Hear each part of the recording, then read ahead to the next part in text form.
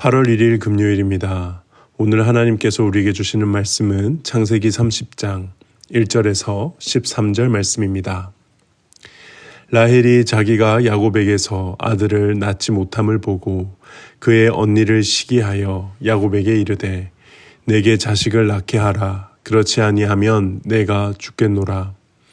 야곱이 라헬에게 성을 내어 이르되 그대를 임신하지 못하게 하는 이는 하나님이시니 내가 하나님을 대신하겠느냐. 라헬이 이르되 내 여종 비라에게로 들어가라. 그가 아들을 낳아 내 무릎에 두리니 그러면 나도 그로 말미암아 자식을 얻겠노라 하고 그의 시녀 비라를 남편에게 아내로 주매 야곱이 그에게로 들어갔더니 비라가 임신하여 야곱에게 아들을 낳은지라. 라헬이 이르되 하나님이 내 억울함을 푸시려고 내 호소를 들으사 내게 아들을 주셨다 하고 이로 말미암아 그의 이름을 단이라 하였으며 라헬의 시녀 비라가 다시 임신하여 둘째 아들을 야곱에게 낳음에 라헬이 이르되 내가 언니와 크게 경쟁하여 이겼다 하고 그의 이름을 납달리라 하였더라. 레아가 자기의 출산이 멈춤을 보고 그의 시녀 실바를 데려다가 야곱에게 주어 아내로 삼게 하였더니 레아의 시녀 실바가 야곱에게서 아들을 낳음에 레아가 이르되 복되도다 하고 그의 이름을 가시라 하였으며 레아의 시녀 실바가 둘째 아들을 야곱에게 낳음에 레아가 이르되 기쁘도다 모든 딸들이 나를 기쁜 자라 하리로다 하고 그의 이름을 아셀이라 하였더라. 아멘. 어제 본문에서 하나님께서 레아의 태의 문을 여셔서 아들을 넷이나 낳게 해주셨다는 내용을 살펴보았습니다. 남편의 사랑을 받지 못했던 레아가 첫째, 둘째, 셋째 아들을 낳을 때까지는 계속해서 남편의 사랑을 갈구하다가 넷째 유다를 낳을 시점에서야 비로소 하나님을 바라보고 하나님을 찬양하게 되었다는 그런 이야기였는데요. 하나님께서 한 남자와 한 여자가 한 몸을 이루는 일부일처제 결혼 이것을 창조하시고 우리에게 주셨지만 타락한 인간은 그 결혼을 그 가정을 왜곡시켜서 한 남자가 여러 아내를 가질 수 있는 중혼의 문화를 만들었습니다. 그리고 그것은 그 자체로 하나님께서 의도하신 가정의 본 모습이 아니기에 언제나 여러 가지 문제가 내포할 수밖에 없죠. 그래서 어제부터 이어지는 오늘과 내일까지의 본문이 하나님께서 원래 의도하시지 않으셨던 타락한 가정의 모습을 우리는 보게 되는 것입니다. 그 중에서도 오늘 본문은 야곱의 사랑을 받는 라헬이 언니 레아가 아들을 4명이나 먼저 낳는 것에 비해 자신은 아이를 낳지 못함을 보고 이제 야곱에게 바가지를 긁는 장면으로부터 오늘 본문이 시작하는데요. 처음에 라헬을 가지기 위해 그 헌신을 했던 야곱의 이 러브 스토리와는 좀 사뭇 다르게 서로 격노한 감정을 주고받는 이 결혼의 현실을 우리는 오늘 본문을 통해 주목할 수 있습니다. 1절을 보면 라헬이 자기가 야곱에게서 아들을 낳지 못함을 보고 그의 언니를 시기하여 야곱에게 이르되 내게 자식을 낳게 하라. 그렇지 아니하면 내가 죽겠노라. 이전에 사라도 리브가도 불임의 문제가 있었는데요. 그들이 했던 반응에 비하면 이 라헬은 보통 성격이 아니었던 것 같습니다. 여기에 라헬이 언니를 시기했다라고 나와 있는데 이 시기하다는 것은 원어로 보면 그 시기를 마음속에 질투심으로 품고 있는 그 정도 수준이 아니고요. 시기하는 모습을 모두가 다 알 정도로 외적으로 드러냈다는 것을 뜻합니다. 그도 그럴 것이 야곱에게 하는 말만 봐도 알 수 있죠. 내게 자식을 낳게 하라. 그렇지 아니하면 내가 죽겠노라. 이 말은 상대방을 위협하는 말이죠. 그만큼 라헬은 아이를 낳지 못하는 것에 수치심이 컸던 것으로 보입니다. 아마도 아이를 이렇게 계속 낳지 못한다면 그것만으로도 하나님께 복받지 못한 여인이라 이런 말을 들을 것인데 나중에 혹시라도 야곱이 자신보다 레아를 더 사랑하게 될까봐 어떻게 보면 그렇게 두려워했던 마음도 있지 않았을까 생각해 봅니다. 이렇게 라헬이 야곱에게 화를 내자 야곱도 똑같이 화를 내며 말합니다. 2절입니다. 야곱이 라헬에게 성을 내어 이르되 그대를 임신하지 못하게 하시는 이는 하나님이시니 내가 하나님을 대신하겠느냐. 이제 원어로 직역하면 하나님 대신에 왜 나냐 이거입니다. 그러니까 생명을 주시는 분은 하나님이시다 이렇게 야단치면서 가르치는 거 아니고요. 야곱도 지금 똑같은 수준에서 화내면서 싸우고 있는 거죠. 왜 나한테 그래?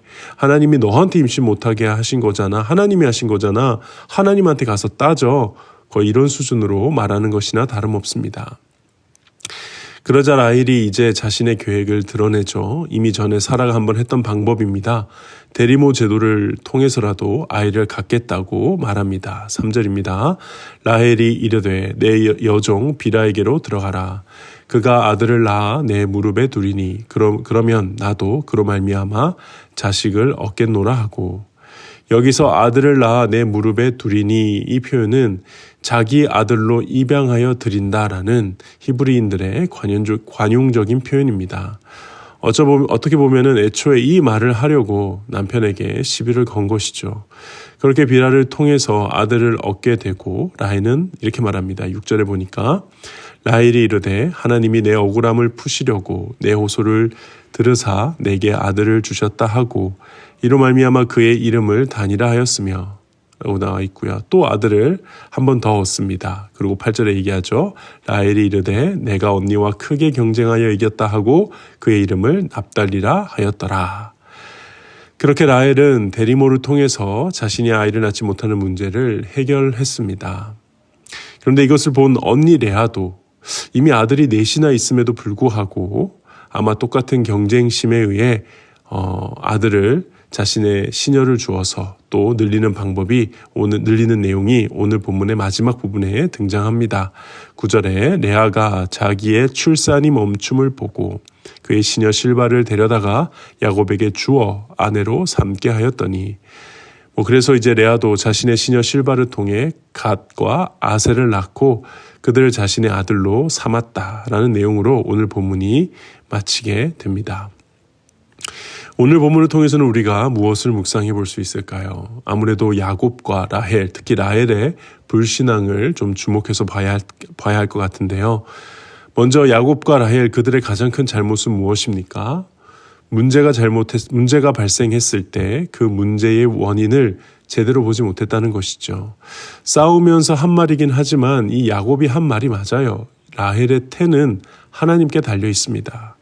그러므로 이삭이 리브가를 위해 기도했던 것처럼 야곱도 라헬을 위해 기도를 하거나 아니면 라헬이 한나처럼 직접 하나님께 가서 기도로 이 문제를 풀었어야 되는데 그들이 결국 선택한 것은 인간적인 해법, 대리모 제도였죠. 특히 자신에게 일어난 일에 대해서 어떤 영적인 의미를 묻지 못한 것, 이게 참 아쉽습니다. 왜냐하면 라헬만 아이를 못 가진 것이 아닙니다. 그의 시어머니 리브가도 그랬고 사라도 그랬습니다. 충분히 야곱을 통해 그 스토리를 알 수 있었을 것이고요. 분명 자신의 부림을 리브가와 사라의 관점으로도 볼 수 있었을 겁니다. 그렇다면 야곱과 라헬은 이 문제를 놓고 신앙적인 관점으로 바라보고 하나님 앞에서 이 문제를 해결해야 한다는 것을 알고 기다리는 선택을 했겠죠. 그러지 못한 것이 참 아쉽습니다. 두 번째는 라헬의 불신앙을 좀 더 집중해 보면요. 결국 그는 하나님보다 사람들에게 인정받고 싶었던 것으로 보입니다. 그녀가 아이를 낳고 한 말을 잘 돌이켜보시면요. 6절에 라헬이 이르되 하나님이 내 억울함을 푸시려고 내 호소를 들으사 내게 아들을 주셨다 하고 이로 말미암아 그 이름을 단이라 하였으며 하나님이 내 억울함을 푸시려고 내 호소를 들으셨다라고 합니다. 근데 오늘 본문 어디에서 하나님께서 라헬의 억울함을 풀어주셨습니까? 하나님께서 라헬의 억울함을 풀어주셨다라고 말하려면 최소한 하나님 앞에 나가 기도했더니 야곱을 통해 자연적으로 임신이 되어서 아들을 낳았다. 이렇게 돼야 이런 고백을 할 수 있는 것이죠. 지금은 그냥 자기가 인간적인 방법으로 해결해 버렸지 않습니까? 대리모를 이용해서 하나님의 뜻과 상관없이 자신의 방법으로 문제를 해결했지 않습니까? 그래 놓고 그것을 하나님의 은혜로, 하나님의 공의로 마치 하나님이 자신의 편인 것처럼 사람들 앞에 말을 하고 있다는 장면입니다. 저는 이 장면이 정작 라헬은 하나님의 시선보다 하나님 앞에 내가 어떤 모습으로 있는지에 대한 사람들의 시선에 더 마음을 썼다고 보는 것입니다. 8절도 보면 마찬가지입니다. 라헬이 이르되 내가 언니와 크게 경쟁하여 이겼다 하고 그의 이름을 납달리라 하였더라. 여기서 원어로 직역하면요. 내가 내 언니와 함께 하나님의 경쟁에서 경쟁하여 이겼다라는 뜻입니다. 이게 무슨 말이냐? 지금 언니와 아들을 낳는 경쟁은 하나님의 경쟁, 하나님이 관여하시고 하나님이 관련되어 있고 그만큼 중요하고 대단한 경쟁에서 내가 이겼다는 겁니다. 그래서 오늘 본문은 그걸 의역해가지고 크게 경쟁하였다라고 번역하고 있는 것이죠. 이런 라헬의 고백들은 전형적인 하나님을 이용해서 사람들에게 인정받고자 하는 그런 신앙의 모습입니다. 저 훗날에 사울이 사무엘에게 하소연하며 사람들 있는 데서는 내가 당신과 함께 하나님을 예배하게 해달라 했던 그걸 딱 그 정도의 마음 상태의 신앙이라고 할 수 있는 것이죠. 하나님이 나를 어떻게 보시느냐 보다 하나님 앞에 서 있는 나를 다른 사람들이 어떻게 보느냐가 더 중요한 것입니다. 그러므로 저는 오늘 본문을 보면서 특히 저와 같은 모태신앙이자 목회자인 사람이 하나님에 대한 저의 신앙조차도 사람들에게 인정을 받고 칭찬받는데 더 집중하지 않았는가 솔직하게 돌아보게 됩니다. 교회 안에서는 아무래도 신앙적인 모습이 사람들에게 인정받고 칭찬을 받는 문화다 보니 그래서 기도도 잘하고 성실하게 예배 참석하고 봉사에도 참여하며 선교도 나가고 뭔가 교회 안에 열심히 신앙생활하는 모습을 통해 사람들에게 인정받고 칭찬받는 것을 점점 즐기고 있는 것이 아닌가 혹은 저는 그랬던 저의 옛 모습을 돌아보게 됩니다. 실제로 자연스럽게 그런 모습은 하나님과 나와의 진짜 관계를 멀어지게 하는 아주 주요한 잘못이죠.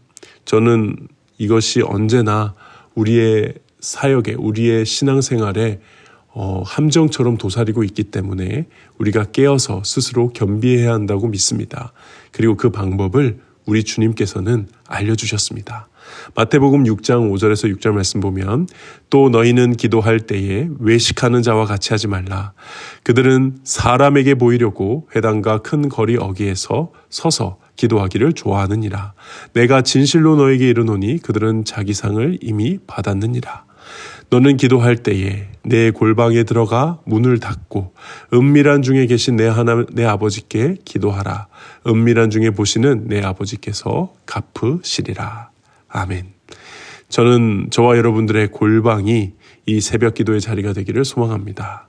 다른 사람의 시선을 의식하지 않고 오롯이 하나님께만 시선을 고정하여 나를 지켜보시고 나를 사랑하시고 나를 인도하시는 하나님을 만나는 자리, 그 자리, 골방의 자리가 되기를 소망합니다.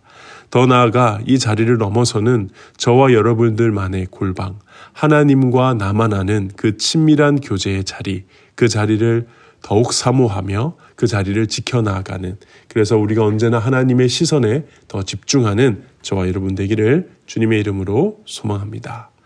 기도하겠습니다. 하나님 아버지, 오늘 말씀을 통하여 우리의 신앙의 문제를 하나님 앞에서 바라볼 수 있어야 함을 깨닫게 하시고 더 나아가 사람들의 시선보다 하나님의 시선으로 우리를 바라볼 수 있도록 깨우쳐 주시니 감사합니다. 야곱과 라헬의 잘못은 저희의 삶과 크게 다르지 않음을 솔직하게 고백합니다. 그런 길로 가지 않게 인도하여 주시고 언제나 하나님 앞에 엎드려 내 앞의 문제를 해결하고 은밀한 곳에서 하나님과 친밀한 교제를 쌓아가는 저희가 되게 하여 주시옵소서. 예수님의 이름으로 기도합니다. 아멘. 이 시간 함께 기도하실 때 주신 말씀을 붙들고 기도하시고 주간 기도 제목을 따라 모든 소그룹 모임을 위해 기도하겠습니다.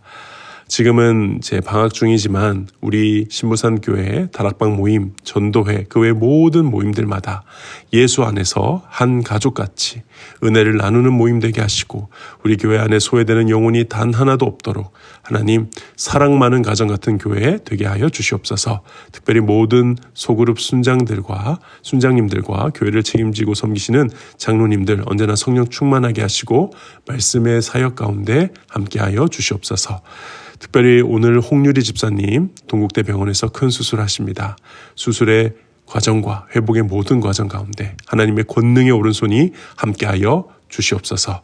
이 모든 합심 기도 제목과 개인적인 기도 제목으로 기도하신 후에 자유롭게 처소해서 하루를 시작하겠습니다. 함께 기도하겠습니다.